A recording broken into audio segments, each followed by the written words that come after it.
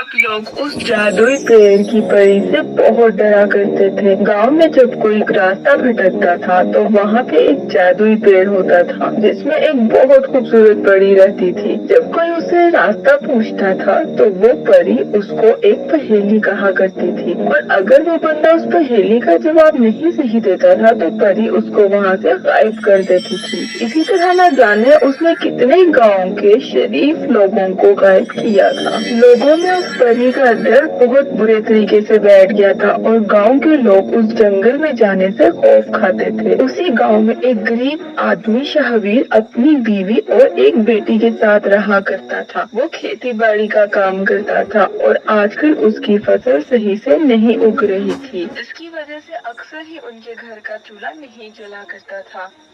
मुझे लगता है कि इसी तरह चलता रहा तो घर का खर्चा चलाना मुश्किल हो जाएगा। तो तुम एक काम करो, सेठ से जाके मदद करने को कहो। अपनी बीवी के कहने पे शाहवीर सेठ के पास जाता है और कुछ पैसों की मदद मांगता है। सेठ, मुझे कुछ पैसों की जरूरत है, अगर आप मुझे वो दे दें तो खेती होने पे मैं आपको सारे पैसे वापस कर दूंगा। देखो शाहवीर, इस तरह से पैसे मांगना अच्छी बात नहीं है। तुम एक काम करो, तुम मुझे अपना खेत बेच दो, मैं वो तुमसे डबल कीमत में खरीद लेता हूँ। तुम्हारी भी मदद हो जाएगी और तुम्हें मांगने की भी जरूरत नहीं पड़ेगी। अरे सेठ, ये आप क्या कह रही हैं? वो खेत ही तो मेरी रोजी रोटी है, अगर मैं उसको बेच दूंगा तो वो पैसे कितना को टाइम चला लूंगा। मैं तो तुम्हारी मदद करना चाह रहा था, लेकिन तुम्हें तो मांगने का शौक है। मैं मांगने वालों को पैसे नहीं देता। शाहवीर बहुत दुखी होता है, वह जंगल में जाकर लकड़ियाँ काटता है। उसकी मदद से जो थोड़े पैसे आएंगे वो उनसे अपना घर चला लेगा। लेकिन वहाँ पे एक खड्डा होता है जो कि शाहवीर को नजर नहीं आता। उस खड्डे में उसका पाँव आने की वजह से वो वहाँ पे गिर जाता है और उसको बहुत सख्त चोटें लगती है। जब वो घर पहुँचता है तो उसकी बीवी देख के ये बहुत परेशान हो जाती है। अब इस सब की वजह से शाहवीर बिल्कुल बिस्तर पे आ जाता है और कोई काम करने के लायक नहीं रहता। अब मैं उठ भी नहीं सकता, न जाने इस घर का खर्चा किस तरह से चलेगा। शाहवीर की बेटी ये सब देख के बहुत परेशान हो जाती है। वो फैसला करती है कि आज के बाद वो जाके लकड़ियाँ काटेगी और उनको बेच के जो पैसे आएंगे उससे अपने बाप का इलाज कराएगी। अगले दिन जब वो उस घने जंगल में लकड़ियाँ काटने जाती है तो उसकी नजर वही चमकते हुए पेड़ से पड़ती है। वो देख के वो बहुत हैरान हो जाती है।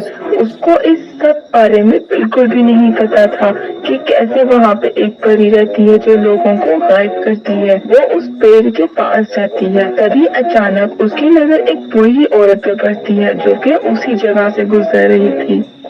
माँ, क्या आप मुझे बता सकती हैं कि इस पेड़ से ये अजीब सी रोशनी कैसे निकल रही है? बेटा, ये एक जादुई पेड़ है, इसमें से जो रोशनी निकल रही है वो कोई आम रोशनी नहीं है। यहाँ एक बहुत ही जालिम परी रहती है, अगर तुमने उसकी बातों का जवाब दिया तो वो तुम्हें बहुत खजाना देगी, लेकिन अगर तुम गलत हुई तो वो तुम्हें गायब कर देगी। न जाने कितने लोग अपनी जान गंवा चुके हैं इस परी की वजह से, ये बहुत जालिम है। अपनी जान की परवाह किए बगैर वो उस घने पेड़ के अंदर चले जाती है। तभी अचानक उसे अपने सामने वही परी नजर आती है जिसका उस बुरी औरत ने जिक्र किया था। वो परी उससे एक सवाल करती है और कहती है कि अगर उसने इसका जवाब दे दिया तो वो उसको खजाना देगी और ना देने पे वो उसको गायब कर देगी। लड़की सबके लिए हामी भर देती है और उसको सवाल करने को कहती है। जैसे ही वो परी उससे वो पहेली पूछती है, लड़की अपनी समझदारी से फौरन उसका जवाब दे देती है। परी ये देख के बहुत खुश होती है और हैरान भी।